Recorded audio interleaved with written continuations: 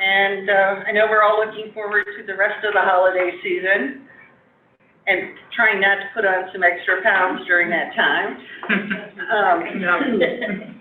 So I think we'll start by going around the table and introducing ourselves, and then we'll introduce the people who are on the Zoom at various locations. So let's go ahead and start over here. Beth Boots from Kitchen Memorial Library in Morrisonville. I'm the president of the library board. Linda Sheedy from Kitchen Memorial in Morrisonville, and I'm a librarian. Deb Young, I'm the director of Doyle Public Library, and that's in Raymond, Illinois.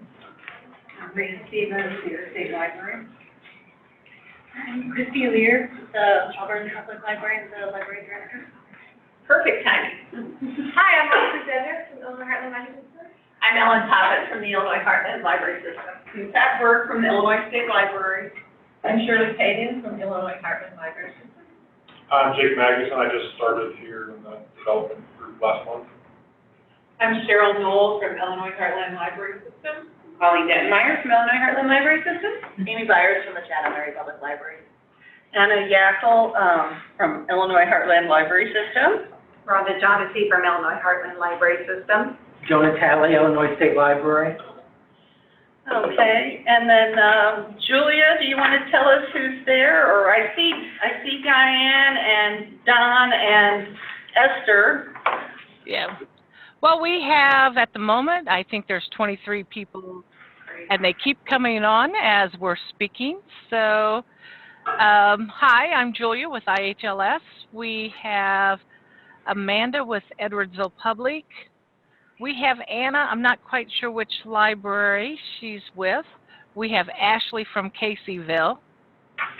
We have Diane from Mason City, Don from IHLS, Esther from CE Brem. We have Gloria Hendrickson from IEPA. We have Gina from Smithton, Jennifer from Riverton. We have Jill Schwartz. We have Julie Kurtenbach. We have we have Lauren from Hainer. We have Linda Cates from IHLS. We have Maria Dent. We have Mary from Hainer. Rachel, I can't speak this morning, I'm sorry. We have Rachel Fuller from Urbana Free Library. Robert Brady from IHLS. We have Samantha Rusk and Bobby Perryman. Stephanie Dennis. Sue Pearson's here from IHLS. And we have Terry Tucker. Great. Well, I hope that you all enjoy today's meeting, and I hope that we can count on the people who are both here and online to participate. If you have any questions or want to ask us anything, just feel free. You can either join us, by unmuting yourselves, or you can send a message to Julia in the chat part. So let's go ahead and get started. Our first presenter with the census update is Joe Natale. He's the Chief Deputy Director here at the Illinois State Library. And I know that the census stuff is getting ready to roll here. Joe, would you like to give us an update, please? To give you an update, a little reminder, and some of you have heard some of this before. The reason the state library is so deep into this is when 2017, when the legislation was passed for the Illinois Complete Count Commission, Jesse White, the Secretary of State, was named the chairman. And he's the state librarian. And also, at the same time, the Census Bureau was promoting and publishing information to go to your public library and do your census online if you don't have a computer. So we're in the thick of this, and but again, the libraries are where the computers are. Some of the things we've done is we've sent out flyers, well, to your libraries. I hope you got them all. Some received them in Spanish, but in English, about jobs. The Census Bureau will be hiring 72,000 people in Illinois to work on the census. There was a question about whether non-citizens could work, and at first the answer was, I don't know, and then the Census Bureau said they will hire non-residents, non-citizens, especially to reach those like the Hispanic population and the hard-to-reach populations. We had a poster contest. We distributed this poster to public libraries. It was designed by Destiny Chapman, 11th grader in Lewiston, Illinois. We sent that to all the public libraries and the branches in the state. The difference with this year's census is it's primarily online, which presents some opportunities and challenges. Like here in Springfield, the challenge is, I found out 25% of people do not have internet or computers at home. So they're going to need to go somewhere to do the census. Now, they can also do it over the phone, and eventually a paper copy would be sent to them. But we've asked libraries to open their doors to everyone to fill out those census forms.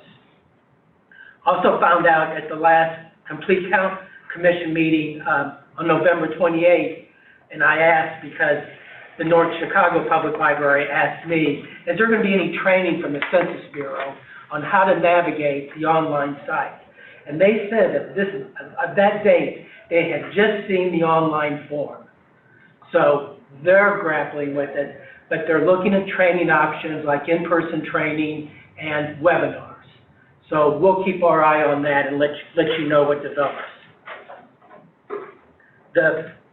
Just some of the money at stake here. The chief officers of state library agencies, like Greg, the library directors around the country, issued an analysis that over the next decade, the census could impact $1 billion in federal funds to libraries. And in Illinois, one person missed in the count could equal $1,800 a year. Now that number varies. You see different things. It can go from, in different reports, from 7,000 to 2,000, but it's going to be a chunk of money. People will start receiving, really, the census April 1st, but it really starts in mid-March, and the households will start receiving postcards about entering your census online, and there will be an identification number on there. So if someone comes in your library, they don't have to put down their address. They can just put down that identification number. I've also heard if you don't have that identification number, then you could still, put in your address and enter the information. Those postcards go up between the 12th and the 20th of March. A reminder postcard is the follow-up through April 3rd. Then a reminder with a paper questionnaire from the April 8th to the 16th. And a final reminder by the end of April. In December, at the end of December, the count goes to the president, and then by March 31st, the Census Bureau sends the money for the states for redistricting. And households do have the opportunity. They could do the census online, they can do it by mail, or they could do it on their cell phones.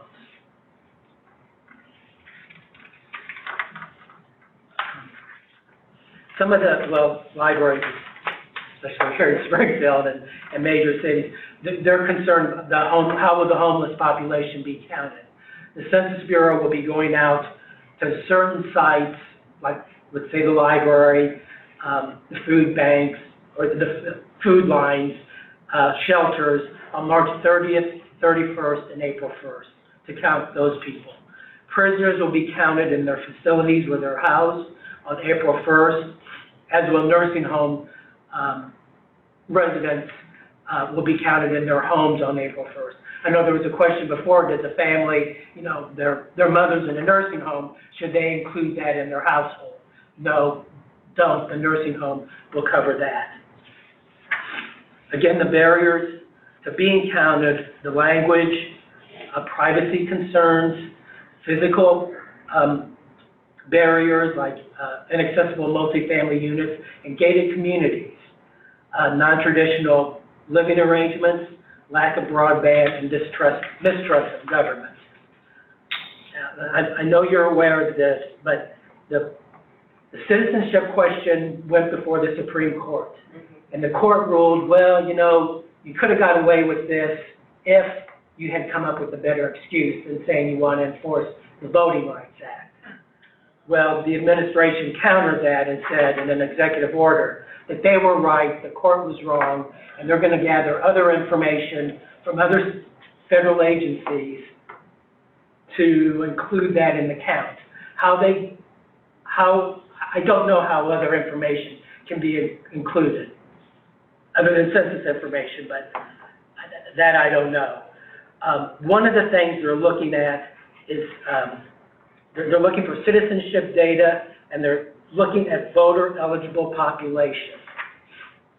Now, voter-eligible population would exclude a large number of the non-Hispanic, of Hispanic population. So while that court cases went away, there could be other ones down the road that you should be aware of. It could also run afoul of the 14th Amendment that says apportionment's based on the whole number of persons in each state. That whole number means, in the 14th Amendment, before that, slaves were counted as 3/5 of a person, and now it's a whole person. And they're not saying a whole person with a driver's license or something like that. So that is going to be tussled out in the courts. And on that point, the Census Bureau asked the Secretary of State, Jesse White, for driver's license information for their database. And the state of Illinois grants undocumented immigrants temporary visitors driver's license. And the Secretary of State says, no, you can't have that information. I'm going to protect the confidentiality of the people of the state. And also, you know, whether they have a library card or not, whether they're a non-resident or not, let them come in and do the census. It might take about 10 minutes to do the census, again, probably depending on how many people you have in your household. And the information is supposed to remain confidential. The other issue I want to point out is that hard-to-count population, that there's a lot of grants going out from the state of Illinois, from other states in the union, you know, get that hard-to-count population. One of the largest groups that's uncounted are children under the age of 5. One reason is people just don't think of putting their newborns and all down on the census form. But there's also the homeless, lower income, lower education, English language learners, veterans, minority populations, college students, which we'll get to, foreign-born residents, snowbirds, farmers in the rural areas, and renters. And I mentioned about the state. The state putting money in. This is almost like getting out the vote. You know, this census, I said this before, the Mayor McComb, we were talking, he's on the commission. He says, I always thought the census was kind of boring. And I thought it was a no-brainer, but now it isn't. California's investing $187 million. New York just put down $60 million. Illinois, by my count, has $30.5 million. The Secretary of State has awarded $1.5 million. The Department of Human Services has awarded $20 million. And that money is going towards capturing the minority population in the hard-to-count group. One of the hard-to-count group, the college students, there's a formula that universities use to count students in dorms, but who's falling through the cracks are the kids who live off campus. And just because you're on mom and dad's insurance until you're 26 they can't count you, they shouldn't count you on that census. You should be counted in that community where you go to school. And if you look at those, there's hard to count maps, just Google hard to count.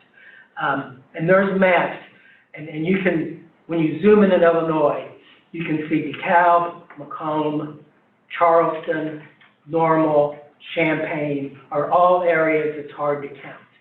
So next week, I'm going to talk to the Carly group about getting those, reaching those people. The Complete Count Commission is also interested in reaching out into the schools so those kids can, kind of nudge their parents. And also, I get questions about how can children help?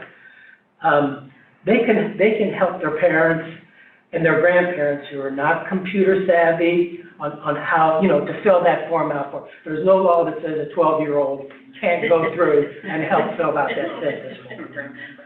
And something else we're monitoring, back in October, IHLS held a forum in Maryland called Count It In, and they're developing a toolkit to market the census for libraries with downloadable and customizable flyers, banners, and posters.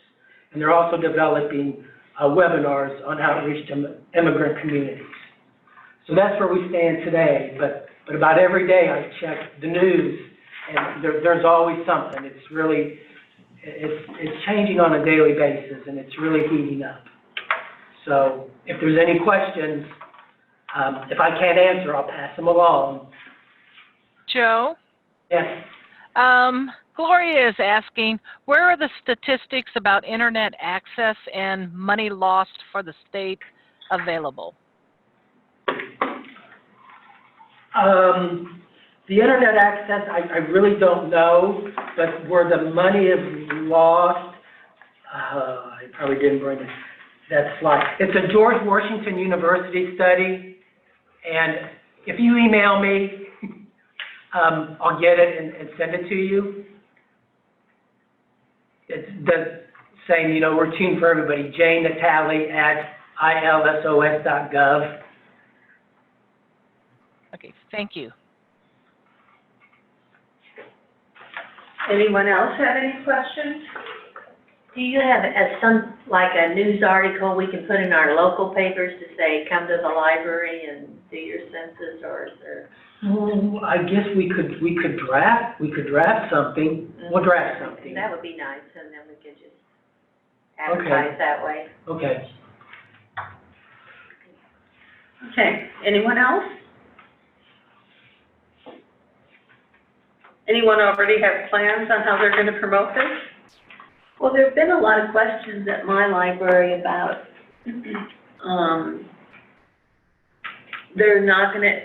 whether they're gonna have canvassers come around or whether they're not, because, it's an older community in Raymond, and they like the old ways. They're hesitant about. Yes, so they will have canvassers. Okay. And if you don't trust that they're coming, who's this guy banging on my door, or woman, they have identification, they're carrying a census bag, but you could still call the Census Bureau and say, is this legitimate, before you open the door. Mm-hmm. That's something, again, we could put in the paper, that this is the period they might be coming to your door, or you could come to the library. And they want people from the communities doing the work. Joe, wasn't it somewhere, though, it indicated the canvassers were the last effort? That would be the last, yeah. So if your people in your community are waiting for those canvassers, it will be at the end of the census period when they show up. Like more toward Probably May. May. Okay. Yeah. Joe? Oh. Yes. Ashley is asking, I know ALA just recently offered a census grant, but do you know if there will be other census grants available? For the associations, I don't know. I don't think in Illinois, because there's, Department of Human Services received $29 million. They awarded $20 million.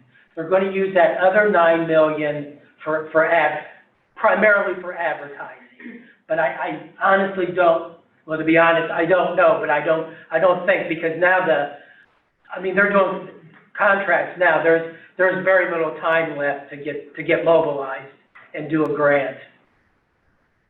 I Okay, guess thank you. this would be gut check time. Well, and I just want to say that when Ellen and I were at a conference, they had someone from the Federal Census Bureau come, and they did say that they will be sending out paper, especially to the rural areas. So those people who are worried about, missing their opportunity, I think everyone's pretty into getting an accurate account, so. Yeah, and a lot of these people have been there for decades, so, yeah. Like, Okay. it's been hidden or anything, yeah. Ellen? Yeah, and I think Deb, to answer your question about a traditional community, at that same conference, they also talked about being cheerleaders. Mhm. So if you're at a Rotary meeting, you can say, has everybody done their census? Let's take our phones out and do it now. I mean, Wow. they talked about after a story hour, all kinds of stuff, just, and, if you're in a situation like that, then there would be people to kind of walk reluctant census takers through it. And I guess it's only didn't they say it's 5 questions or something? Very few questions. There's very few. It sounds like it's pretty easy to do, so. Yeah. I have 2 comments. Mary from Hainer wanted to let everyone know that you can find the Illinois Census info, including a link to the George Washington University Institute of Public Policy report at illinoiscensus2020.com. And then Esther Curry wanted to let everyone know, in one of the census webinars she attended, they said that people will receive multiple postcards for online responses, but if they don't respond, then a paper copy will be sent. This is in addition to people coming around. Okay, and if that's it for the census questions, I see Arla is online, and if you wouldn't mind joining us now, this is Arla Murphy, and she's a business development specialist with Workforce and Illinois Small Business Development Center at Southeastern Illinois College. So thank you for joining us, Arla, and Ellen and I had the pleasure of attending one of your workshops, and we were impressed with the information you shared, so looking forward to what you have to say.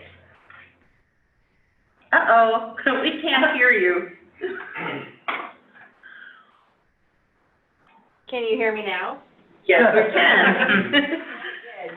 Good deal, okay. Well, I'm Arla Murphy. I am a business development specialist with the Workforce in Illinois Small Business Development Center. If you are not familiar with the Small Business Development Center network, we are a nationwide program sponsored by the Small Business Administration.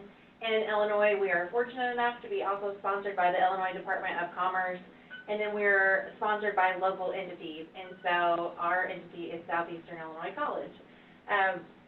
Your Small Business Development Center is a resource for you as well. So if you're looking for workshop ideas, something a little different to bring to your community, we help small businesses. And so what we do, we provide one-on-one counseling. We work in entrepreneurship and innovation, technology, but what that really means is we are working with individuals who want to start a small business all the way to I'm ready to close or sell my business. What do I do? And we're free. That's like the not nice word that we're supposed to use. I don't know. So we're not supposed to say free. So we're a no-cost solution. We're interested in finding some help for their small business. And so we provide one-on-one counseling. I really feel like I need to bring in a couch into my office, let people have a nice time to talk about what's going on in their business. But we help people with marketing, financing, finding financing. We work with their bankers and them. We go as a go-between, help them understand their financing. We help with everything from, I need to hire someone, where do I find people, to I've hired someone, now what? Or I've started a business, now what? We help in all areas. And so we do workshops to help people as well, and sometimes those cost, sometimes they're free. The one that I met at Ellen and Anna at, that was a minimum wage workshop, which have been quite interesting. And so we've been holding no-cost minimum wage workshops to help small businesses understand how they are going to provide how they're going to be able to pay for the people that they've hired with minimum wage increasing like it is. And so that's just a little bit about what we do, but we are a resource for you as well. And so if you're interested in holding any type of different workshop, reach out to your local Small Business Development Center. We have a variety of topics that we can discuss with the people you are trying to reach. But a little bit on minimum wage. So that's what we discussed recently, and it's been a big topic along with marijuana. So it's been marijuana and minimum wage all the time recently. But minimum wage has been a big topic. And so in the southern end of the state, there's been a lot of concern coming our direction. How am I going to pay my people? How will my business grow? What am I going to do? And so I just kind of want to discuss with you all today a little bit about what we're talking about in those discussions, specifically in minimum wage. If you have questions about other workshops that we offer, I am going to talk about one other one here at the end, but if you have questions about what we offer as a network, please let me know. So with minimum wage, I'm pretty sure everybody knows that it's changing and it's something that we have to prepare for. So the businesses that have been coming to me concerned are talking about, am I going to be able to raise my prices? How am I going to raise my prices without offending my customer? Determining how they're going to increase their sales, how much more are they going to have to spend in marketing? What are they going to have to do to expand and increase those sales? How much more product are they going to have to bring in? What will their finances look like? And will they have to decrease their workforce, their people? And these are legitimate concerns, of course, but this is it's a common fear without minimum wage increasing. So you add in minimum wage increasing into those already legitimate concerns, and it just makes for chaos. And so what we've been talking about in these minimum wage workshops is forecasting. And so our network here, our specific office at Southeastern College, we worked with the college to create a forecasting guide. So my clients can come in, I enter in their payroll, and then we can take a look at what the next 5 years are going to look like for their business with their payroll. So I have provided that to you all so that you can take a look at what your payroll is going to look like in your system. So if that's helpful, let me know. If you have questions, please reach out. But I wanted to be able to provide that to you as well. Please don't go around sharing it with everybody if you don't care. But if you have small businesses who are in need or have questions, this is available throughout the Small Business Development Center network. So if you have a local office, they also have access to it. So you can always send clients who may come, or your people who may come in and have questions, you can always send them out to us. But for you all, I hope that works as a resource. You can enter in your current payroll, and it will project out for the next 5 years. The numbers are not, of course, perfect because we can't consider taxes and benefits and that type of information, but it is a good guide to see what is going to happen for each one of your libraries. And so for my clients, it has been, I'm going to say, it's been a delayed response, and so we came up with this last spring, and we are just now really getting a lot of people coming in with questions. I think we had a whole lot of, I don't want to know, I'm going to go into this blind, I don't want to know, I don't want to think about it, and now it's like, oh, okay, I want to think about it now. It's happening, it's really happening, this is happening. And so, it is a question, and so it's a very legitimate concern, and so I'm sure you all have the same thing, but of course, you all can't just raise your prices, and you can't just, increase your sales. That's not how any of this works.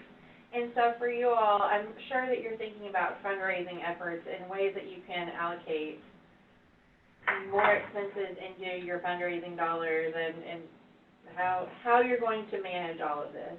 And so I hope that this guide works for you in helping you understand where you're going to be in 5 years, or what it may look like in 5 years with your current staff, or if you're thinking about expanding your staff, what will that look like?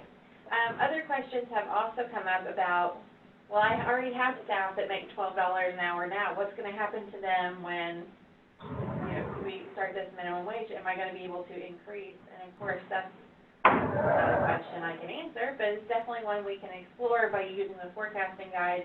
You can enter in, so if you have a employee right now who's making $12 an hour, and you want to be able to bump that person up to $14 an hour with the first increase or the second increase, maybe for whatever reason, you can take a look at what that will do to your bottom line.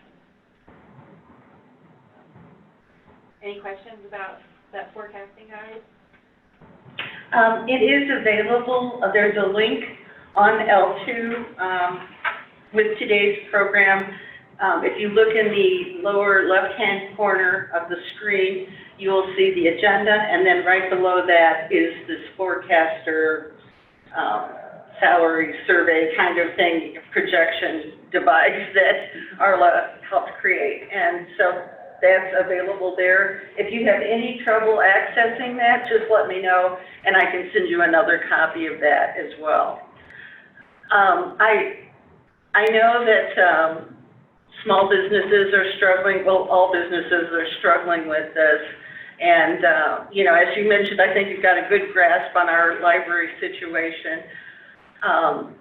When we were talking about this, you had said, fundraisers, grants, that kind of stuff. Do you see a possibility of community partnering, for example, for advocacy, or even just tapping resources within the community that might help with the situation? And can you give us spitball some ideas for us in that area? I have talked with a few not-for-profits in our area and how they are going to handle this situation, because everyone's afraid. And if you look at nationwide, other states that have increased the minimum wage like this, I'll give New York as an example. So the state of New York did their minimum wage increases by districts.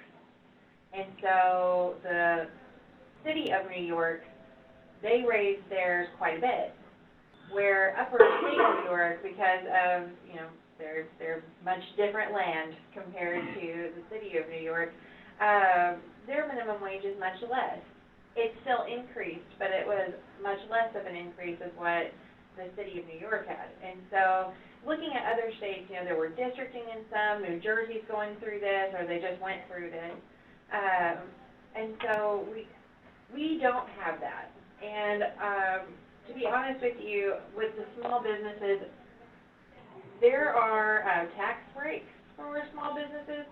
We don't know what those are yet. And so this starts here January 1, but state legislature hasn't decided what those tax breaks are going to be at this time. And so hopefully we know that soon. But getting back into the fundraising, I've talked to some of our local not-for-profits in the area, and, of course, they're looking for grants. And I do know, and I'm going to talk a little bit about some grants that the state's going to make available, but we haven't heard much in this specific realm. So with fundraising efforts, I don't know if there are Friends of the Library programs or literacy events or I think partnering with small businesses in your area or chambers of commerce or whatever it may be, other organizations in your area to help fundraise, I think is great. I know we're talking about the whole state. I speak for Southern Illinois here, but it's difficult to fundraise when we always feel like everyone is asking. Everyone's asking for money. Everybody needs help. Everyone is looking for a program to fund, for employees to fund, whatever it may be. And so I think partnerships are very important, especially in our area. And you know, I can't tell you what to do, and I can only say that I hear the same things here from a variety of different organizations. That is, how are we going to make it? And I think finding unique and different fundraising is where it's at, and do what works. If it's worked for you in the past, keep it up. But it's about allocating those dollars differently too, and so making sure that, you know, the money that you're bringing in is going to help benefit your employees and the people that are making these programs happen. So whatever you have to do to make sure that money is coming in, it's just a struggle. It is completely a struggle. I'm the former president of our Chamber of Commerce here in Saline County, and I know that we had struggled to fundraise before, and it seems as though it's becoming harder and harder.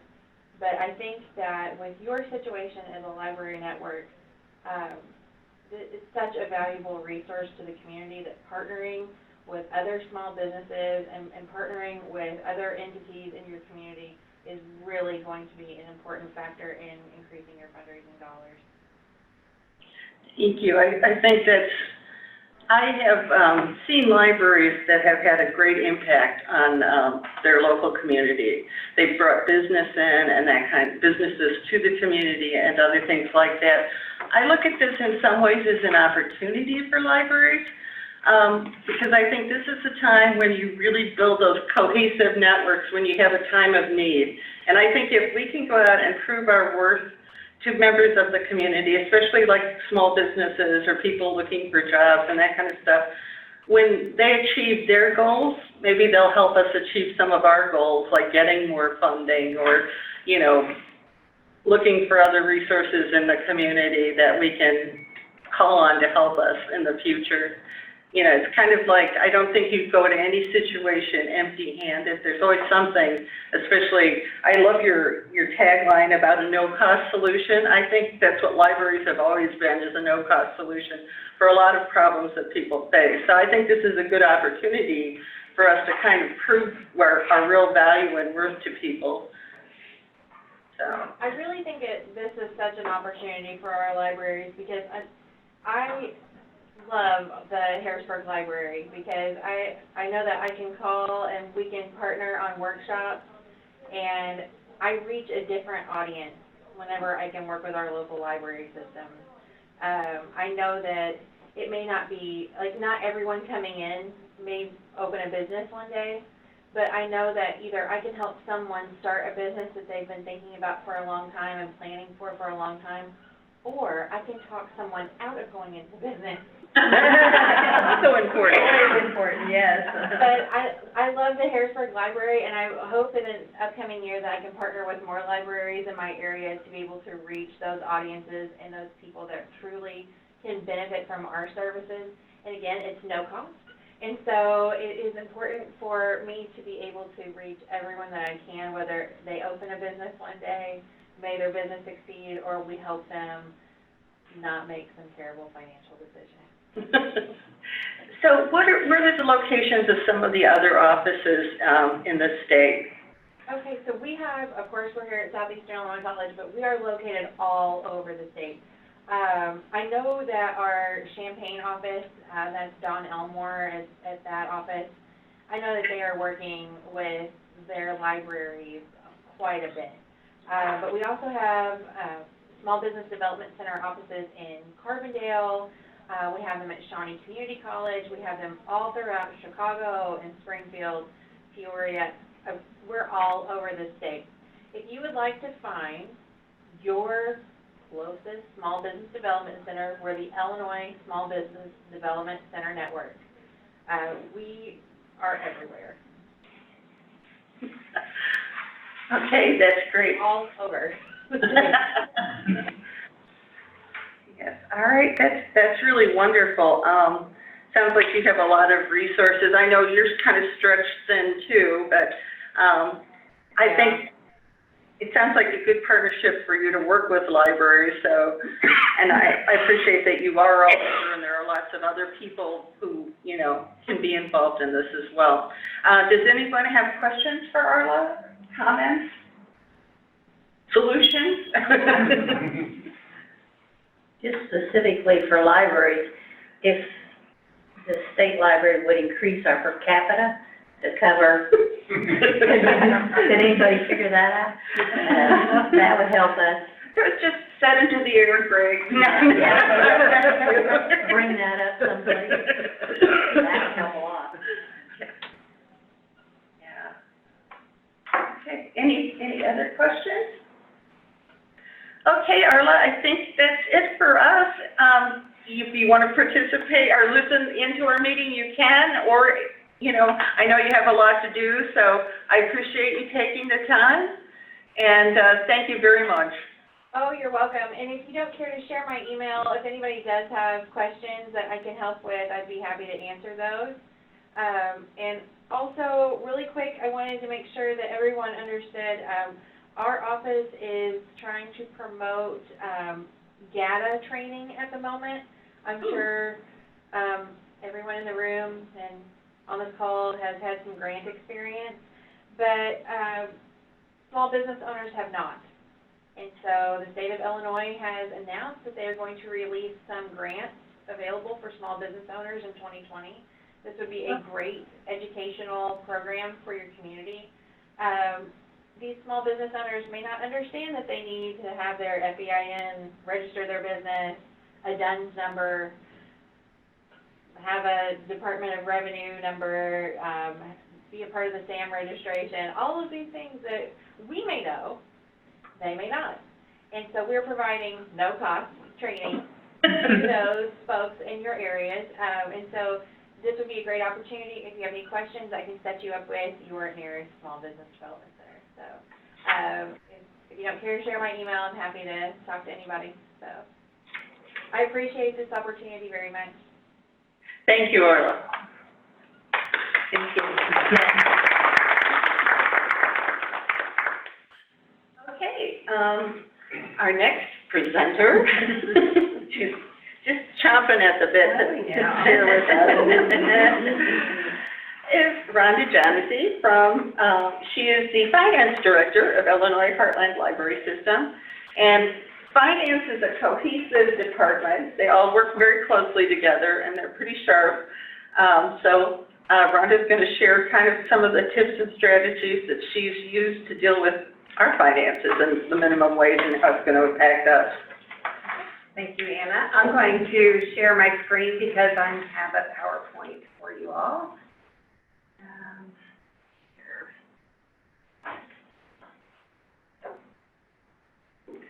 Here we go.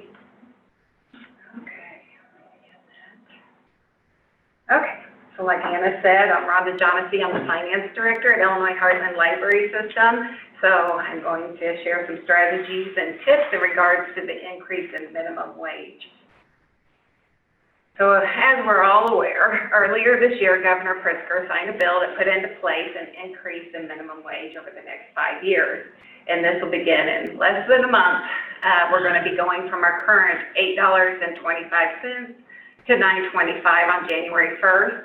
And that minimum wage will increase in increments until the January 1st of 2025, when it will end at the $15 minimum wage mark. So as an overview, that's $6.75 overall for those that beginning January 1st of 2020 on to January 1st of 2025. This is an overview of the schedule for employees of 18 years and over. So starting, like I said, January 1st, we're going to $9.25. So from the current $8.25 to the $9.25, that's a 12% increase. So that's pretty alarming when you put it into those type of terms, and then so forth. So each percentage is from the bump from the minimum wage prior to the new minimum wage at that date. So $9.25 to $10 is 8%, and then so on, 10 to 11 is 10, and then it decreases as we get down to that 15%, $15 as far as percentage-wise. But overall, in the overview of it, the comparison of these percentages into a normal 2 to 3% cost of living increase is, you know, quite large, quite beyond that amount that we normally see an increase in our staff for that particular year.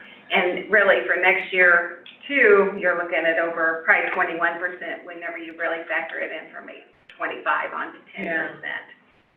So that's just something to keep in mind as an overview of, you know, when you're looking at your staff and increases overall. You know, this is really what we're looking at for those staff members that are below minimum wage, and to get them up to just that current minimum wage level. And then we also, with this new law, have a modified schedule for employees that are 18 years of age and under, working fewer than 650 hours per year. So that really equates to about 12 and a half hours per week, so that's really not a lot of hours. But if you do have 16 to 17-year-olds, you can utilize this modified schedule. Just be mindful, you know, when you are utilizing the schedule of those hours to stay compliant with that law. And then also, when your staff member does turn 18 also, to stay compliant with that law. But it is a savings, and it is a way to utilize some savings in your staff if you already have staff that are in that age bracket. So when we got the law passed earlier this year, of course, here in our finance department, we went into action on what are we going to do as IHLS as an organization, because we have over 60 employees that this is going to affect, so that's almost 2/3 of our workforce. So, you know, that was pretty alarming to us, so we knew we had to start making a plan. So beyond, we tried to come up with options, and actually we came up with 8 options total. So beyond just increasing those employees that aren't at the minimum wage up to that minimum wage, some of our options, or 2 viable options that we came up with, was let's just bring everyone up to minimum wage that aren't at minimum wage, and beyond that, they'll receive a cost of living increase that we decide upon for that year. Another option that was viable was increase those people that have been here a while, you know, with the organization for some time, some additional increase, because we all know, you know, it doesn't seem fair if you are having a new employee walk in the door making the same as an employee who's been there for several years. So this range was, of course, our best option because there wasn't much additional to it. But if you think, okay, 1 to 3 years, they're already getting that 7, 8, 9% increase from the previous minimum wage up. They're getting a very substantial increase already. And then you go to 4 to 6 and you get a little bit of bump of 0.5%, and then 7 plus you get an additional 1%. And so those were some options that we had. We actually did 3 different forecasts of that same options with just different levels in that percentage range.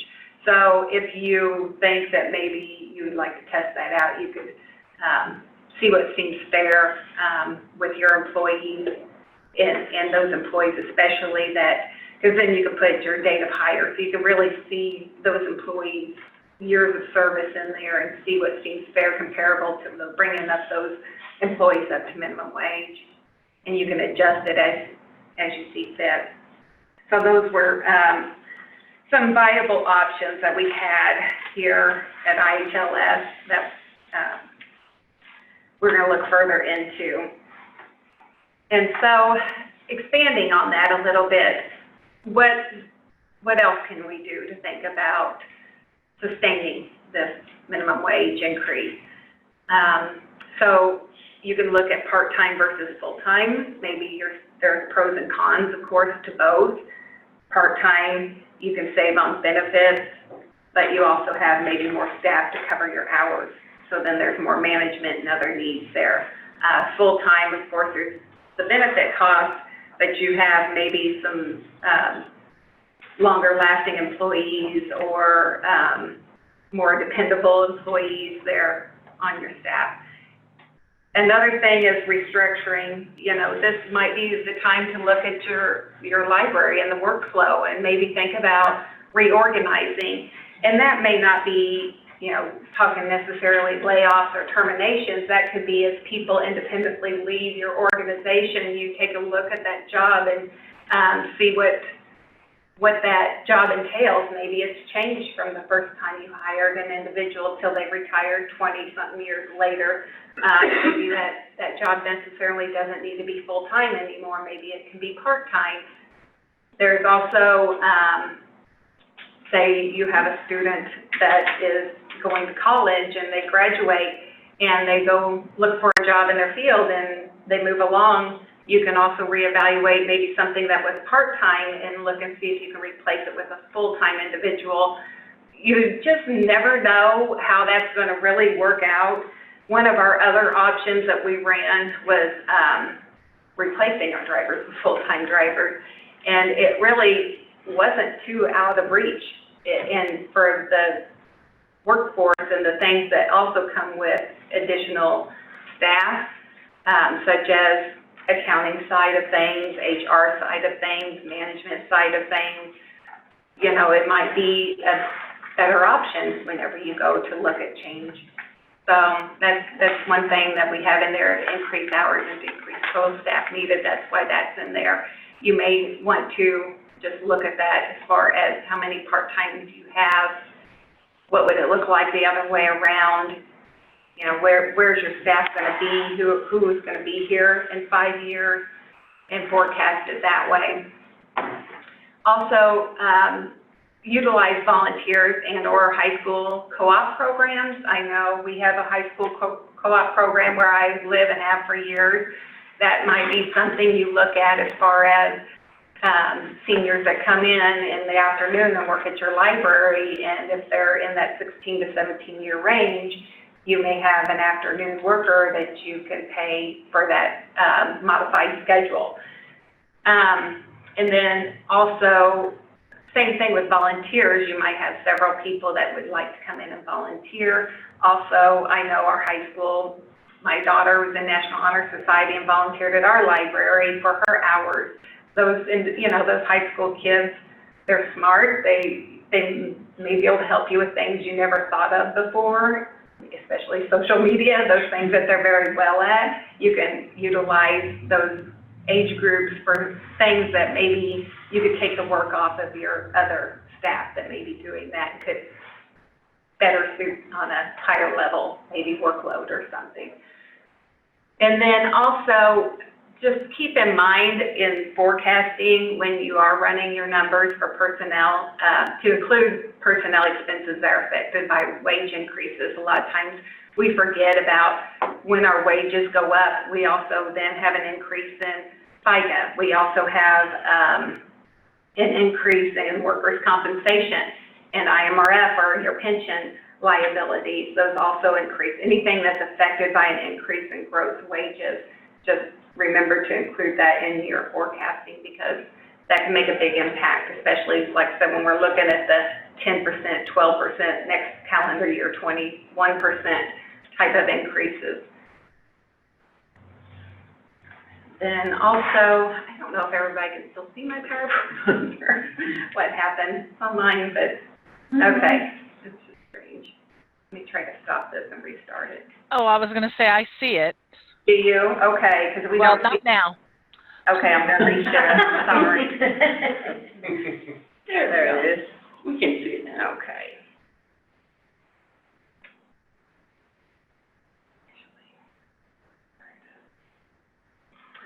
Okay, so then also, you know, as we talked about before, increasing revenue to offset expenses.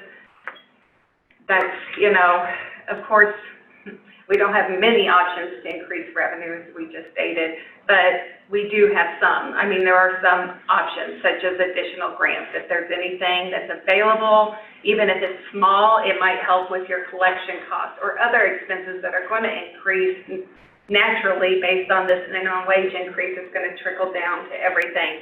So, you know, I would be hesitant to include these things as to make up for your increase in personnel. I would still fit your personnel within your normal budget, but these would help offset some those things that maybe your personnel is going to start cutting into your other expenses. So, like grants, of course, utilize your tax levy as much as possible, fundraising, and if you have a meeting room space and you have an employee that's taking care of that, think about you just increase that employee's cost by 10 to 20%. Your meeting room space could be increased too, and that's a logical, you know, expense increase. That's not, you know, you need to cover your costs. So just, those are some things that could be helpful as far as your revenue increasing to offset those expenses.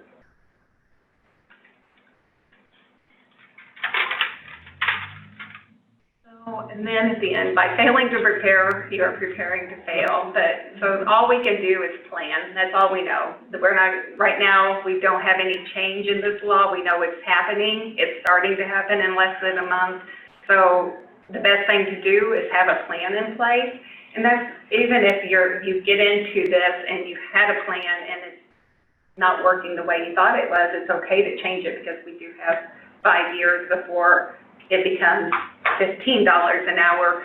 So, you know, you don't have to just make a plan and that be it. You can adjust it as it goes along. So I believe that is it. But if anybody would like a copy of this slide, they can contact me at Illinois Heartland. At my emails are johnisee@illinoisheartland.org. Does anybody have any questions, or would like to share their plans or tips that they have in their library? Where's the information for the modified schedule for the under 18? Well, I had it from another seminar, but I can get it to you if you'd like. I can go back to that slide if you'd like to, too. Sure, and is it somewhere on the state website? I don't know. Sure it is. I'm sure it is. Also chamber, I believe. Yeah, I think the Chamber of Commerce of our area had it out into a poster, like a little bulletin, so. And we can send the PowerPoint out to everybody. Yeah, and it's also in state law. This modified schedule is in the law itself, too. I was going to say, we could turn this into a PDF and upload it with the other documents. Okay. Yeah, throughout too. That'd be great. Leslie? Can we talk a little, let me start over. IHLS is working on a presentation with a financial planner that we anticipate will be sometime in the winter. I don't want to say it's in January because we don't have a place or a date, but we do have a planner and we do have a plan. So, and the topic, this planner also has a schedule that is an Excel format, much like Arla's, that is also available on the L2 site or the record for this session today. We plan to have it in person at one location, and the planner is from Chicago area.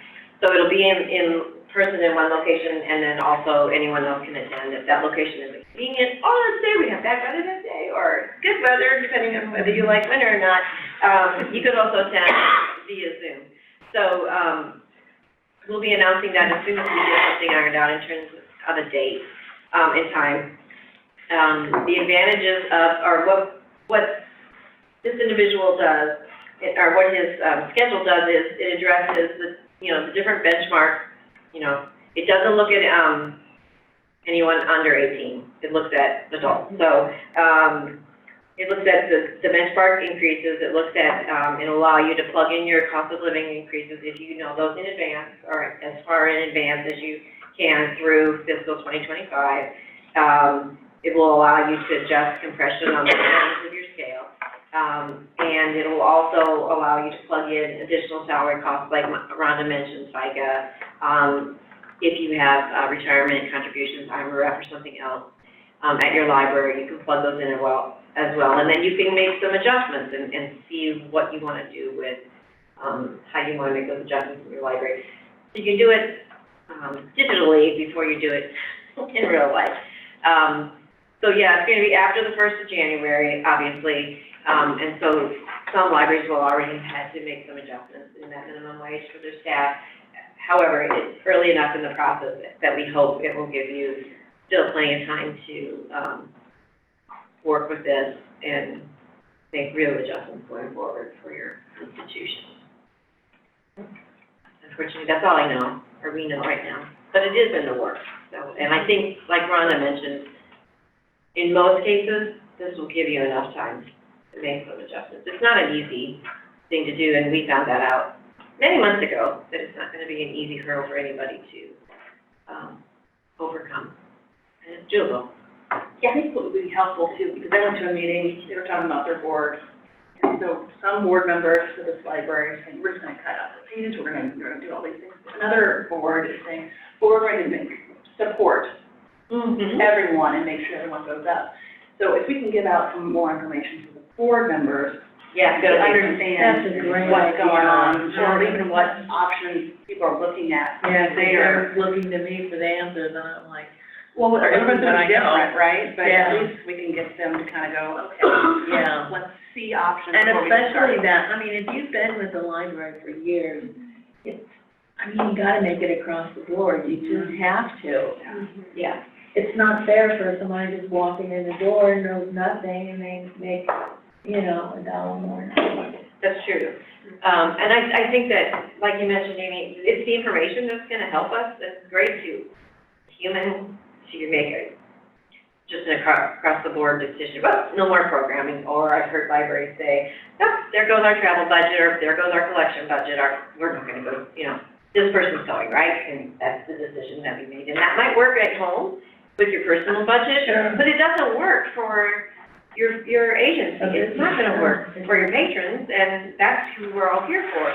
So, And the employees, I mean, that is our bread and butter, Right. that's why we exist, is because of our employees. yeah, it's a service, it's not, Yeah, I know. Again, yeah. So for us, when we were looking at this, this class that we're putting together, it has to be a two-pronged approach. The first one has to be getting the information, and that's what the first class is, right? You have to be able to look at the information objectively. And we learn that on our own as well. We have to be able to face that information and understand it. And we're gonna be having conversations with our board too. So we've not had this real impact conversation with our board yet. January, right? So, January and beyond. So, that's the first part. And then the second part really is that advocacy piece. And that's another place where the board has to be involved. And what is your agency gonna do? And that educational part, our presentation or session will come later, not in January or February. That's gonna come later, because as we develop how we're gonna approach it, it would be a modified, presentation for what we would suggest, you know, or options for our members to try as well. And everyone's gonna be a little bit different in how they look at it. And just like we all do programming, just slightly differently, and it all works for your community. So, and we'll be looking to all of you and see what you're already doing. Yeah. Okay, so tomorrow, Uh-huh. we're having our board meeting. And this is going to be the hot topic. Yeah. I've already addressed it at the last meeting. And because it starts the first, yeah. So they're on the fence, really, about making it across the board, and I cannot believe it. I mean, Ellen knows the history of this library. And we got a new board, pretty much, but there's still, like, I don't understand it. You know, we have, like, almost $200,000 in the bank just sitting there, and they won't give us a $1 increase. It's unbelievable. It's unbelievable how resistant they are. to giving us a fair wage. As a board member, I see both sides of that, but on your board sits a variety of people who work for a variety, they might be a farmer, we have a county employee, we have different employees, and they don't see that they're getting, you know, this increase as much for their jobs, and so they're like reluctant to just over the board give you $1 more, whatever, an hour. I mean, they have their different ways of looking at it. I saved them $8,000 last year, $10,000 the year before in wages. And I pointed this out to them, and it's like talking to a brick wall. Well, I can see, yeah, that approach wouldn't go over well, I wouldn't think. It's just, I mean, I've taken it out of my own pay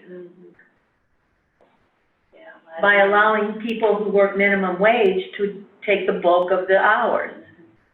You know, I could sit there and collect a paycheck, but I don't do that. I only work the hours that are necessary to get the job done. Well, our other option would be to either eliminate personnel or eliminate hours, close it, you know. And we've done that. We can't get a sub sometimes, so we just close the door. Wow. You know, because that's our option. That or one of us working for nothing for the day or something like that. So, Well, I just you know. would love to have some kind of tool or device that I could provide to them. I mean, I got a PhD in management. You know, I could go anywhere. I just happen to love the library. I hear, well, we're very lucky to have you, you know, we love everything you do for us, but we're not gonna give you $1 more an hour. I could be making 3 times what I make at the library. I have a question about, it kind of ties into the census. So with the census, we're counting our district, we're recounting, so 10 years ago, versus, There we go. for certain districts or libraries, their populations increased and some have decreased. And that's all going to affect, in the future, our per capita monies, right? When will that go into effect? Is it going to affect 2021? When will those? Likely 2022 Okay. for the certification to go through based on when the application is impact and through that. So it might be good. It might For some, play yes, there will be growth. Yeah. Or maybe not. Any more questions or comments? I swear we will keep you apprised of, you know, what's going on with the program that Leslie just mentioned. And I encourage all of you, as you look at this, and you're sitting there, and if you have a brilliant breakthrough, an epiphany where the clouds part and the angels sing, please share this with the rest of us. You know, 'cause we're all in this together. We're all in this together. We have to work on it, you know, share our resources again. And, you know, you guys are smart. You've dealt with a lot of stuff, you know. Let's share this, you know, when we find solutions, share them either through the director's list or, you know, say I want to be invited to Members Matter to be a speaker and share my brilliant idea with everyone. We can do that too, so. Anyone else have any comments? Okay, I would like to give a round of applause to Rhonda and to Joe, because we didn't do that.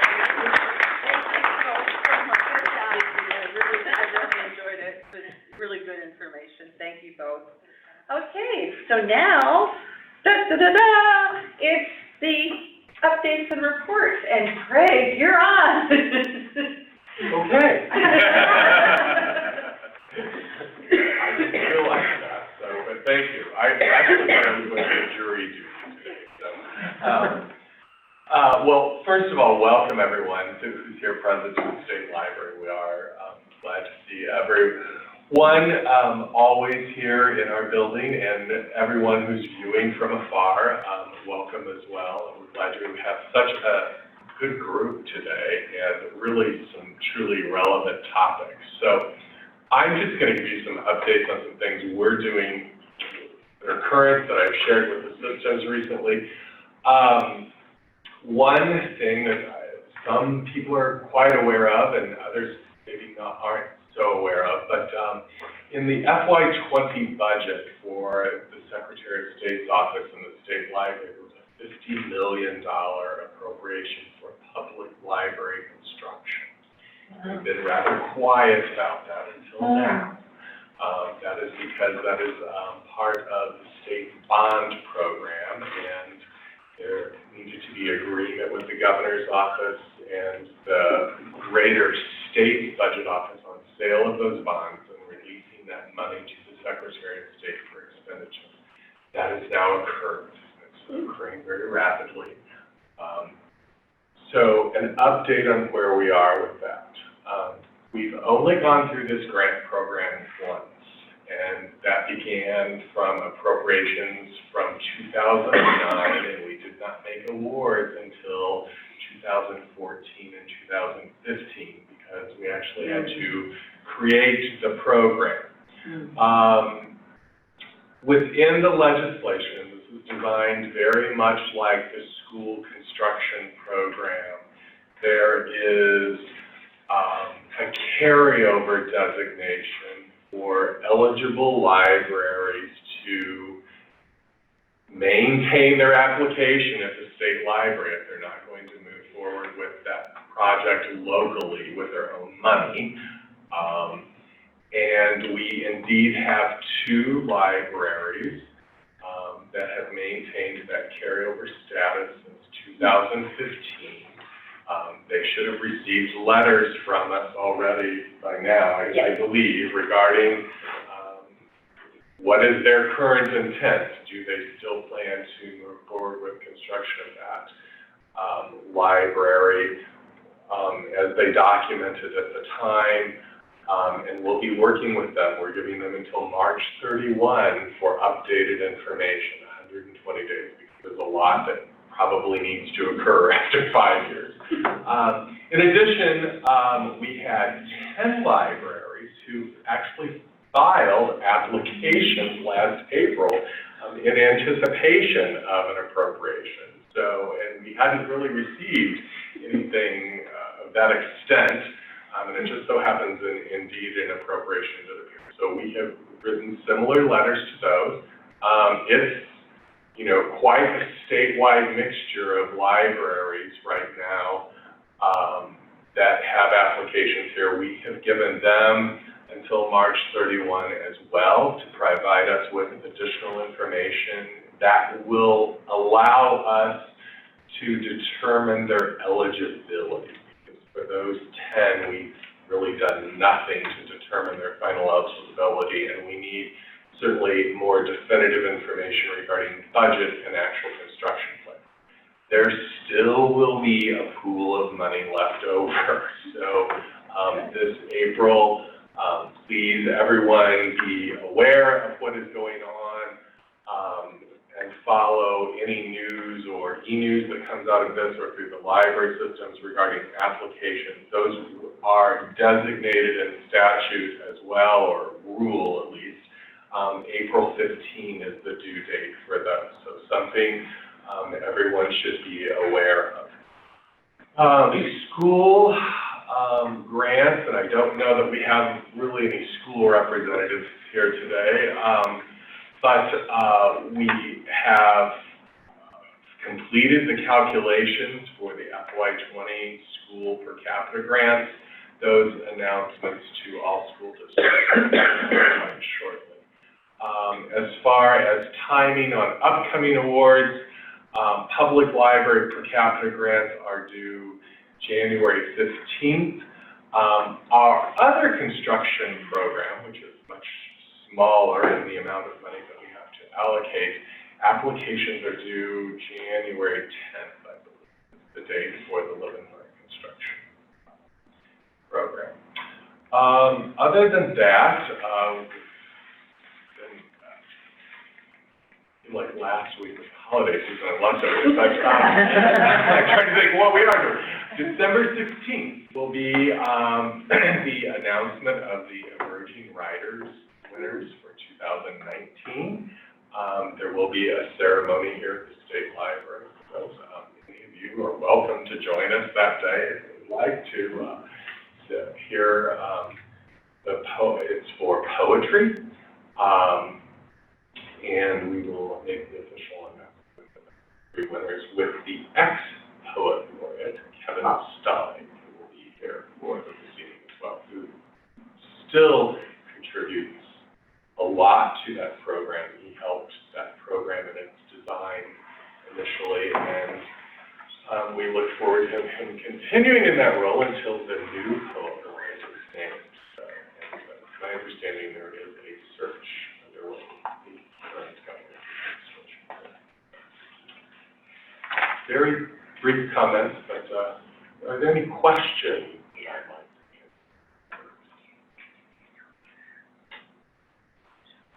answer? Well, to go back to the earlier question, do you think there is any possibility in the per capita grant being raised just a little bit? So,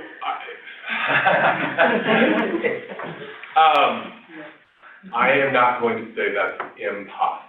I think everyone should be aware, if you're not already, if you're active with the Illinois Library Association, the executive board has taken action on 3 recommendations for funding that they would like to see enacted in the state's budget.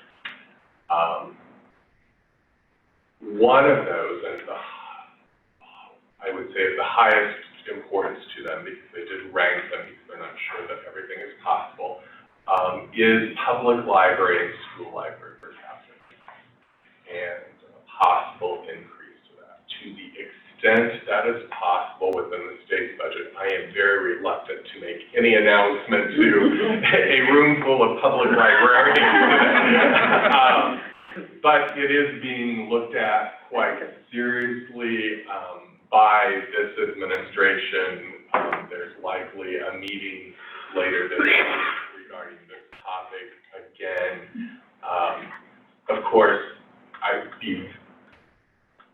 have to, throw this out there as Derek belated, the legislative consultant for Arla is, the tax increase vote has to occur in November 2020 and be successful for new revenue to come into the state. To the extent that, the increase that is suggested, the real percentage of what that is for in the greater scheme of the state's budget, it is small, but it's still a significant increase for public libraries, or a noticeable increase for public libraries and school libraries.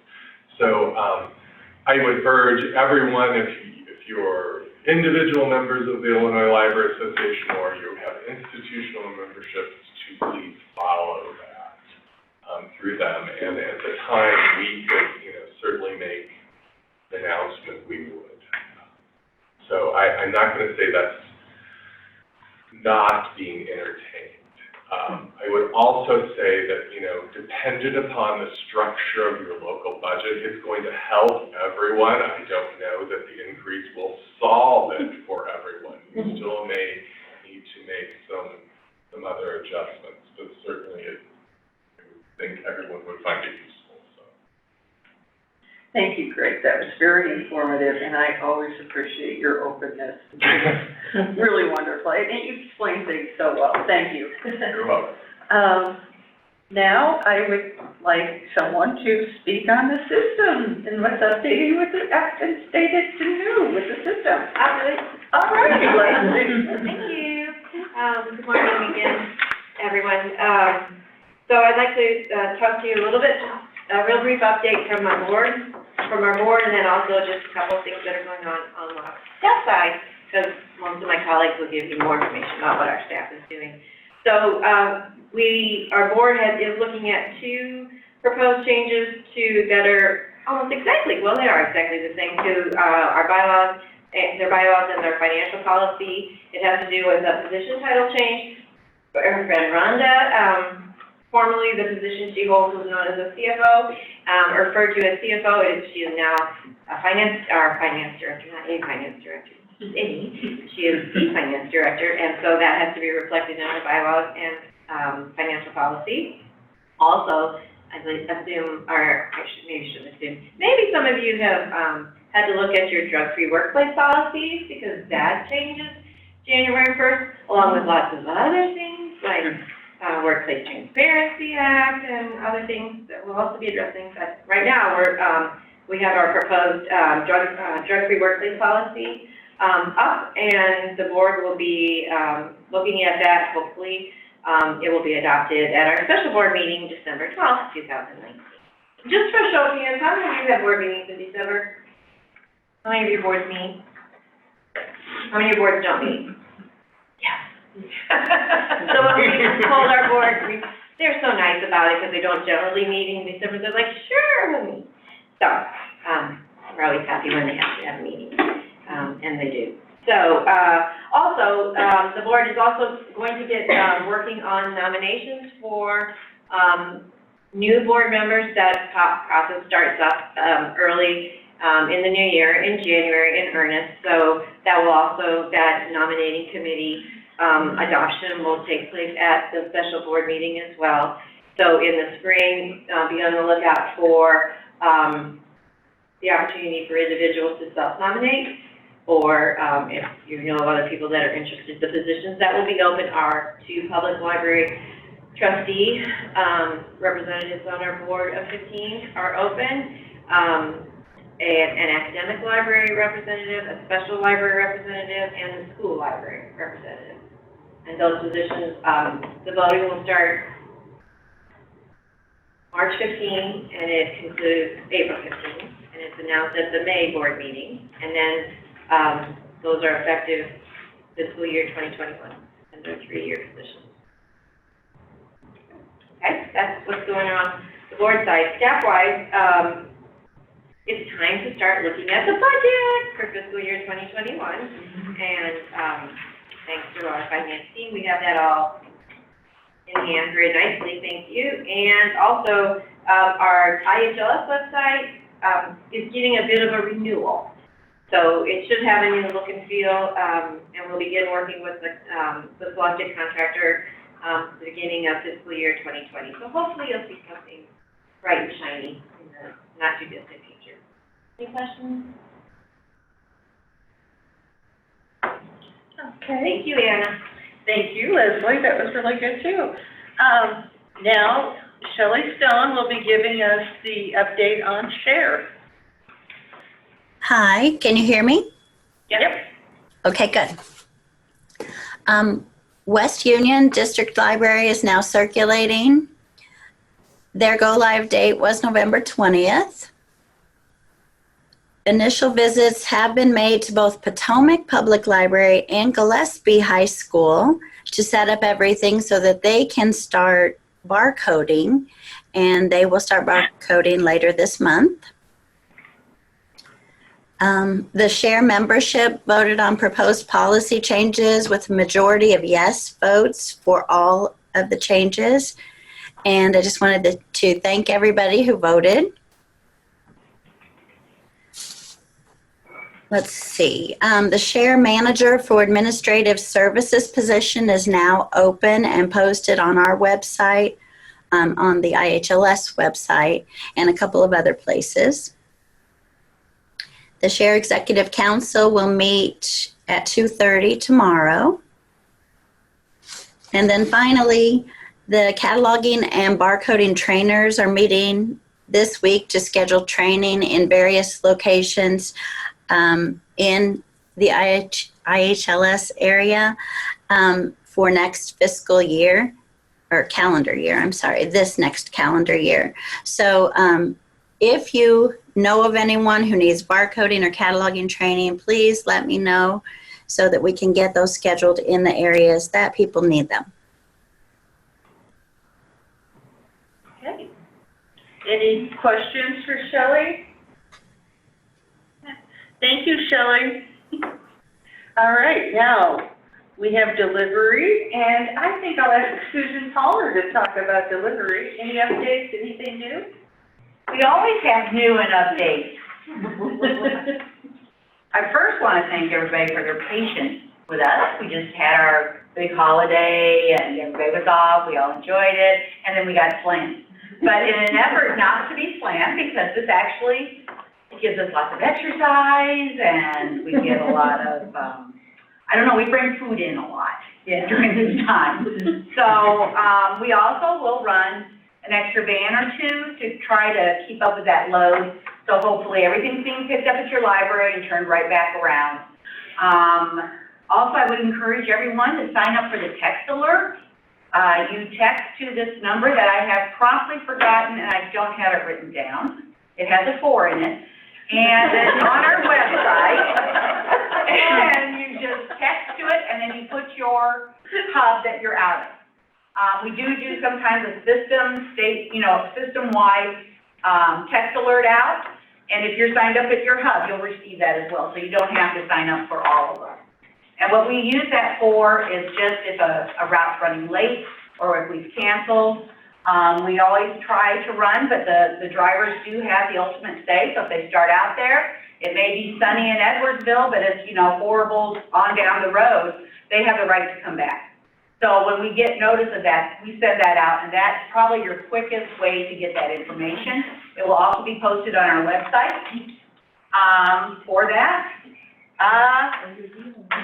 Let's see, that's probably it. If you are barcoding and you're barcoding new items, in anticipation of maybe changes, we have no idea, but always looking forward. If you could put your barcodes in the upper right-hand corner on the outside of your book. I know that's controversial, and but if you could start now with what your new collections are, what your new items are as they come in, you never know. Maybe we will get automatic sorting machines, and then we can go labelless. And if we go labelless, holy cow, we have to have that barcode visible. So that's a suggestion from me, and I know, Shelley, you would love to hear that suggestion, especially since you have your barcoding going on. So, does anyone have any questions for me with delivery? How will people, is there some way, is it in like our newsletter, the number that they can get text messages? 2 seconds. You know what? I will just look it up. I think I have it. It's on our website. It's on our website. 217-823-3529. Oh, absolutely no 4. Where's that? No, wait, that's not it? No, that's the number. 8483. When you said it, thanks, Linda. We'll appreciate it. Yeah, we'll all call it. Did everyone hear Linda? Website. You can go right there. It's the wrong number. You're hilarious. That number is on our website. Thank you. Every Mill Hub will have a late start, and that's weird. Yeah, that's my son's phone number. 84483. Okay. So what it is, we've got somebody else's phone number, please ignore it and wipe it off. But we have, you send the text to 84483. So when you go into your text messages, open up your text and just put that for your 2. Got it. And then you put in there the name of your hub, which would be Carbondale, Champaign, or Edwardsville. Different name. Great. So the barcode, so on the front right cover? See? That's new, okay. Can I clarify? Oh. Yeah. So, just so I can put some kind of parameters around that. It's not an official request, it's Susan would love this for Christmas request. And it's not a bad thing. One of our goals, as in like down the road goals, is to get a labelless, get to a labelless system. And we've identified it, however, we have not officially come out and shared it. However, there's lots of things that we talk about that we haven't officially put in writing in a documented sort of way, but that is something that we're looking at down the road very seriously. So in the future, life would be a whole lot better for Understandable. delivery, and it would make delivery quicker. We could get items to our members sooner. Accuracy. More accurately, correct. However, it is not an official request. It is No one this year has talked about this, that's why I was like, oh, down sorry. here, I'm so sorry. I couldn't Shelley's do down it. here, right, usually, it's a tennis match. They didn't volley, so that was really fun for a second. So, but seriously, that is something that we're looking at, down the road, and we haven't talked to our board about that either, so wow, it's a great thing. It is like a technologically a thing that a place we want to be going. Well, I support it because as someone who's looked all over the freaking Okay, book, yeah, you know. exactly. Trying to find that barcode. Right. So, yeah, It takes a minute or two, you know. It does, and we've never talked, I don't think we've ever seriously, even when we were going through, merging the four, LSAPs together, I don't know that we spent a whole lot of time talking about, let's all put our barcodes in the same place. Yeah. Right, and as a former cataloger, I don't think that we even asked individual LSAPs for everybody to put their things together, because that's a local decision. And it will always be, as far as I'm concerned, a local decision. It would be And it great. really does not, it's not obtrusive and it doesn't really obstruct the cover Right. in most instances, so. Right. Perfectly, really. But it is a wish list. Yeah. Let me see. Stephanie said, if you put the barcode on the outside of the desk cover, what happens when the desk cover is lost? And then Shelley said, when doing barcoding training, we recommend that you put the barcodes on upper left-hand corner of the outside of the book or inside the front cover on the right side top. Oh my goodness, it's a debate now. And Stephanie said inside upper right under the desk cover. Or wait a second, I mixed up those two. Stephanie said inside upper right makes the most sense. Esther said we put the barcode under the desk cover. So you can all continue doing that until we come up with, what we finally decide to do. So, nobody needs to have a heart attack about this at the moment. Okay. We'll work through this and you can all have input, I'm sure, and we will give you plenty of warning. Right, Susan? Absolutely. That's great. Any other questions about delivery for Susan? We're not touching that one again. Someone said Esther said just don't mention rubber bands. Okay, thank you, Esther. Who knew? That's a good point. Okay, Ellen, would you like to talk about membership? Sure, you and I can tag team this. On November 7th, we held our 5th annual Member Day. We're happy to report that this event has just grown bigger and better, we hope. We'll see. We had 185 people attend, excluding staff. That's a real high for us, and it was very rewarding to have that many people there. Thank you to the presenters, several of whom are sitting around the table, who helped us out with it. It makes a huge difference. Leslie reported to the board on Member Day last week, and then she asked me to chime in, and I said the difference, when we started this as a professional development opportunity, because people weren't getting professional development anywhere at that point in time, affordable professional development. Thanks to the cooperation of so many people on the IHLS staff. It's a committee that manages this now. It's an event, and I think people come for the professional development, we always hope, but also for the networking and the fun and the experience of the day. So kudos to all the people who came and also all the people who worked so hard on it. I think we have a date for next year's already, yes? November 13th, so March 10th? Sorry, we can't have to say the 10th. Okay. It's It's the 10th. So, although that's even better. Marketing thing, but the 10th is good. No, the 10th is even better because, and I said this year, and our colleagues in delivery kind of rolled their eyes at me in a grouchy kind of way. It's the day before holiday. So that you work really, really hard in anticipation of something and then it gets kicked back. And since delivery still runs on Veterans Day, we have to be extra nice to stay there and tell. coming right up at us, on January 2nd, is the beginning of the annual certification period, in which all libraries are asked to complete the independent or library loan traffic survey and certify that they are compliant with the membership, rules of the administrative code. This is the time when you will all get sick of hearing from Anna and I. We will track you down. Don't laugh. It's been known to happen. The traffic survey's open now. So if anybody wants to get in and get a head start on that, that's certainly an opportunity to get ahead of the game a little bit.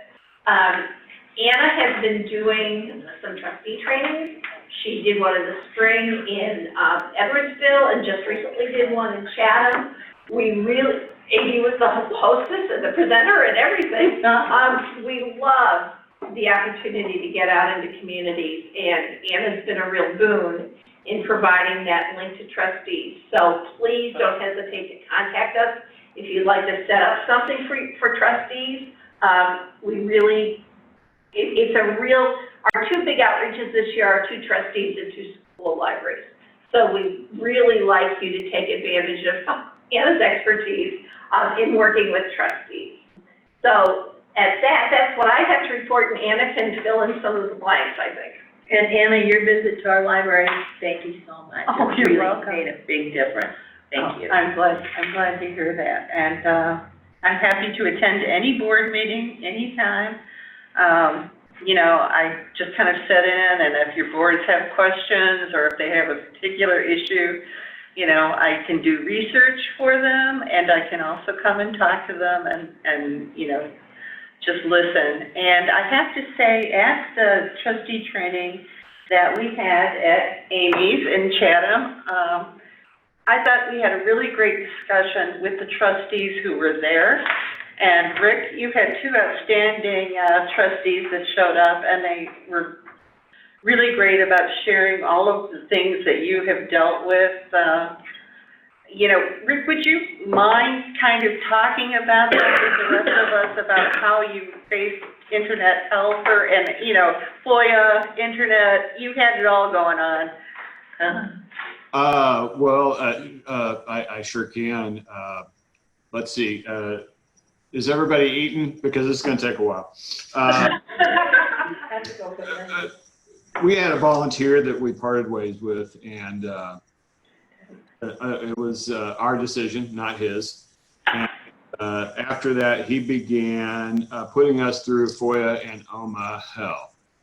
What I mean by that is, let's see, I've got, we average about, half FOIA a year until this year. We've had 60. Some of them hundreds of pages. And it takes all the resources we have. I'll bring this to you. We've also, when I say he's put us through OMA hell, also he comes in, he takes full advantage of his public comment time, 3 minutes every committee meeting and every board meeting, in which he insults everyone, especially me and another staff member, but also he's insulting the board now to name calling, all kinds of things. We give him his 3 minutes and then we move on. That's about it, really. As far as how we handled it, that's exactly how we follow the law where FOIA is concerned. We fulfill the requests. We have our attorney look at anytime we exercise our right to claim information is exempt. We have our attorney review that. And as far as the public comment section, we don't respond. We just make sure that decorum is maintained, and that's it. We move on. It's not easy, but that's how we handle it. Does that answer your question, Anna? I mean, that's very much a capsule version of what's going on, but. Well, I think I would also like to praise you, Rick, because you have been, I think you've taken a very measured response to all of this. I think you've made everything even more transparent. And I think that was a wise move, and I think you're respectful of this person, even though he is difficult. And he is abusive to you in a lot of ways, but you still respect the fact that this is a member of your community who has a viewpoint, and you're letting him kind of, you know, I think you've done a really good job in the way you've handled this. Well, thank you. And we have increased transparency, and I think that, so in some ways, he has become the stone against which we sharpen our knife, you know, and we are, I think the increase in transparency is a good thing for our community, and we began that long before we ever heard of him. We started putting our meeting packets online in advance, which we had only posted the agenda in the past. So we've done that increase, and you know, although I don't always feel respectful, I have to behave that way. So I hope none of you ever has to go through anything even remotely similar. Yes. Well, and he did make some kind of attacks using the internet too, where he posted one of your employees' child on his page and stuff. So, I mean, you've had it coming at you from all angles. Oh yeah, there have been, he accused a staff member of a crime. He has attacked us on social media, now has a website dedicated to the library, et cetera, et cetera. So that's just best ignored, frankly. The media stuff, I can't get all staff on board with that, but once they do, they realize their life has improved greatly. Okay, thank you, Rick. I appreciate you sharing that with us. You're welcome. Now, Anna, one thing, do you want to talk about ILA's new initiative? oh, yes. Oh, my goodness. Thank you, Ellen. I would have totally forgotten that. When we attended ILA, we had kind of a separate little meeting where we invited people who were attending, who are members of small and rural libraries, to come and share their interest in creating a forum for ILA for small and rural libraries. And, you know, we had quite a few people show up, actually more than I had expected. And we had lots of signatures. So the ILA board met, and they have given us the go-ahead to create a forum for small and rural libraries in Illinois. And a lot of this came out of the fact that when the Association of Rural and Small Libraries, ARSL, had their conference in Springfield, so many of our members went and they fell in love with it. And they felt like they had a voice for the first time. There were other people who really understood where they lived and the kind of challenges they face and the joys. And so it was really, you know, a very nice conference. Ellen and I were fortunate enough to go to Burlington, Vermont in September to attend their conference this year. And so we're kind of, you know, we had shared some of that with ILA, and I know that Diane Foote, their relatively new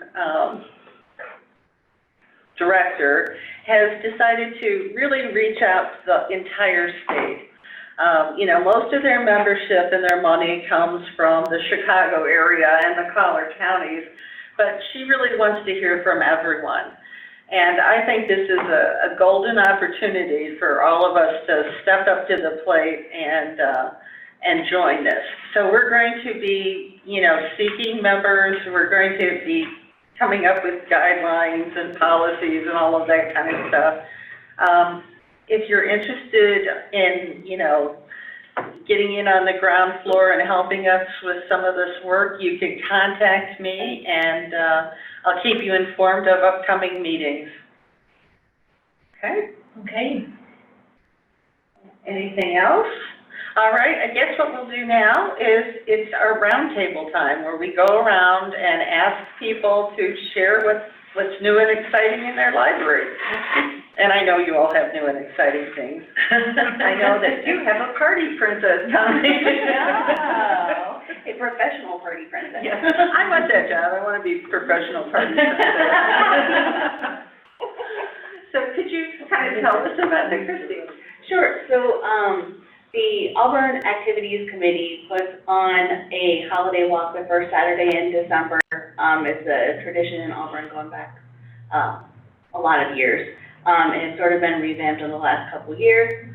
Last year there were tornadoes, so it did not go great, but, it should be really big. The library had historically hosted, Santa Claus for photos, but Santa's moved to a professional photographer. And so, the last couple of years, we were trying to find, a way to fill that void. And so this year, we are, hiring a professional party princess who looks remarkably like Elsa to come into the library, and, Jerseyville is graciously loaning us their Olaf costume. And we have volunteers that will be in that, and so we have a slew of activities going on in the library. We're working with the post office to have letters to Santa Claus, crafts for the kids. And then the Auburn Activities Committee is going to be holding their Christmas shop in our meeting room. And then, so that's just what's going on in our library, but there is stuff going on. Our library is right on the square, the town square in Auburn, and there's stuff going on all over. There's a gingerbread house contest, carolers, I believe. Santa's gonna be there. There's a whole bunch of stuff going on, so it should be hopefully a huge event. Exciting. Sounds like a lot of fun. Rachel, what's going on in Sherman? We're planning on having a superhero story time. I'm drafting a friend of mine to dress up as a superhero. We had a princess story time last year that was really popular. We had Princess Belle come to the library. So we're gonna do a superhero guy. I've been teaching yoga, so I've been doing chair yoga in the library. And I'm offering yoga for teens during the finals week, so they can de-stress at the library. And we partner with another library in our school district to stay open late during finals, which we specifically market to those teens. And we have coffee and little activities for them to de-stress during the final week. Those are just a couple of things off the top of my head. The yoga sounds brilliant. Okay, Amy, what's happening in Shadow? We're doing a similar thing for our high schoolers. I don't have your talent, but we were just talking about it yesterday, and we're gonna have, there's this DVD in our children's department that it's a puppy and kitty party. So we're gonna have that playing and bring in a service dog and try to like. Cats and dogs together? Well, no, just it's a DVD. We're not wild. So we'll try to like distress it in a way that, and hopefully we can use your yoga skills sometime later. But that's that, and then, the big step that we're working on is we're, right in the middle of strategic planning. So we're really in planning mode of what our future is gonna be financially and, building wise. And along with that, we're working on, space planning and changing, how we're utilizing space and using it in the best way possible. So there's a lot of balls in the air with all the minimum wage things happening, and also trying to reorganize the entire 29,000 square foot footprint of our building. But it's exciting and it's great. And we're also casting a play right now. We have doing murder mystery in March to come. It's our 20th anniversary doing the play, so we're really excited. And we're going to kill someone, so it's great.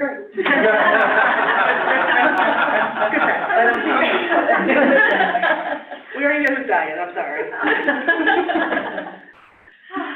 So, and then hearing how busy you are, I just want to say again, I really appreciate you and Christine, your wonderful, fantastic board member, for so graciously presenting on how trustees and directors can work well together, and you do that. So thank you again, Amy. And what's happening in Twitchell? It's not Twitchell, it's Kitchell. I'm gonna have. Close enough. Go wash my mouth out. I apologize. We just had, family reading night a couple weeks ago, and we had, Chatham Kennel Club came with their dogs, and, they did tricks and showed the kids how to approach dogs, care for dogs and so forth. We had a good turnout for that. We gave everybody a little, I love reading dog and a book. Each child got that. And dog cookies, we had shapes and so forth. And they had a fun time with that. And then we have, Morrisonville's extravaganza is this coming Saturday. And so, we have an open house. Linda makes great punch, and we hand out prizes, and, to all the children, well, adults too, we have adult prizes too. And then you're all invited in January 25th is our big fundraiser, which is our mouse races. And, we make quite a bit of money on that and have a lot of fun, so. Can you elaborate on that? Well, it's been a long tradition, hasn't it? I mean, decades. This will be the 11th year. Oh, the 11th. Yeah, and it's a big, about as big as that board, or that picture hanging on the wall, maybe a little smaller. And they have tunnels of the mice, but it's, you can see through, like glass on the front. And then they're actually, gerbils, they're not really mice. Anyway, they put them in there, and there's 6. And then we go around and sell ads to, and you can buy a race. And you can name the race whatever you want. You can name your mice, so the bank might, name theirs after Washington, Lincoln, and, and things like that. Or you can name them after your children or grandchildren, whatever. So we usually run about 13, 14 races, and there's 6 mice in a race. So we make a lot of money selling those. And then people bet on them. So, $2 a bet, and then to see if your mice wins. And if it wins, then you get maybe, you could get up to, I don't know, $10, $15. Depends on the odds. Yeah. But we do this with the Knights of Columbus, so they actually do the gambling part. And we just get questionable down there. I saw them running down the side. Yeah. Like,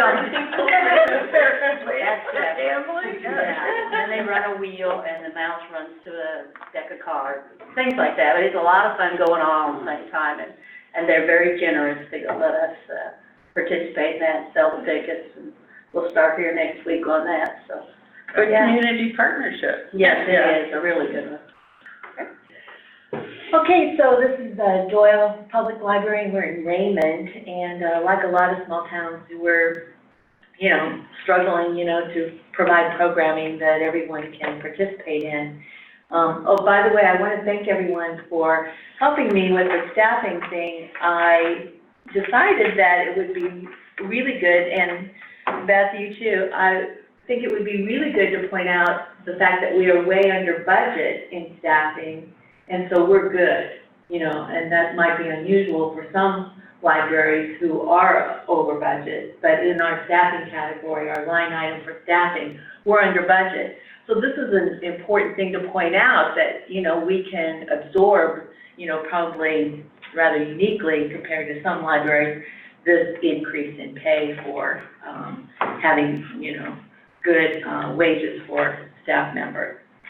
And so I've been successful in getting a few grants, and now mine's fired up because we're focusing on not only STEM and expanding our STEM and robotics. We talked about robotics, Rita, and there are so many grants out there that if you partner with the school and, maybe even some construction, because we are a very small library, looking to make a maker space for the students to come. Because like so many small libraries, there is nothing to do in Raymond for the young people.